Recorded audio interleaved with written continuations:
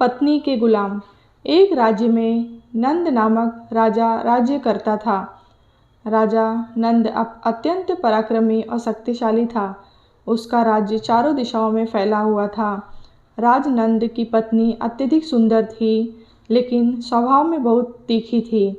राजा नंद अपनी पत्नी को अत्यधिक प्रेम करता था और उसके रूठ जाने पर मनाने के लिए कुछ भी कर सकता था। राजा नंद का एक मंत्री था जो अत्यधिक विद्वान और शास्त्रों में पारंगत था। राजा अपने मंत्री पर बहुत भरोसा करता था और शासन चलाने में मंत्री की सलाह अवश्य लेता था। मंत्री की पत्नी का स्वभाव भी बहुत कठोर था। एक बार मंत्री की पत्नी रूठ गई और बहुत मनाने पर भी नहीं मान रही थी।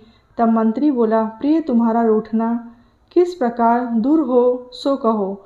तुम जो कहोगी मैं वही कार्य करूँगा जिससे तुम प्रसन्न हो जाओ।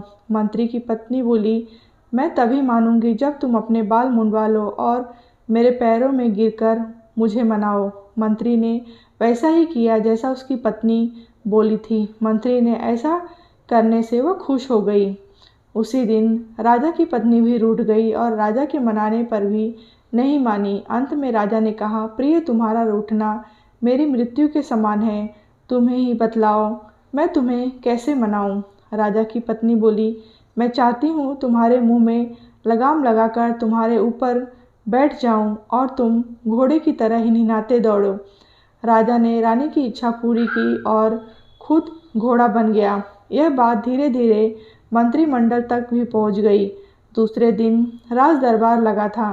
राजा ने मंत्री को देखकर पूछा, मंत्री जी, आपने किस कारण से अपना सिर मुंडवाया है।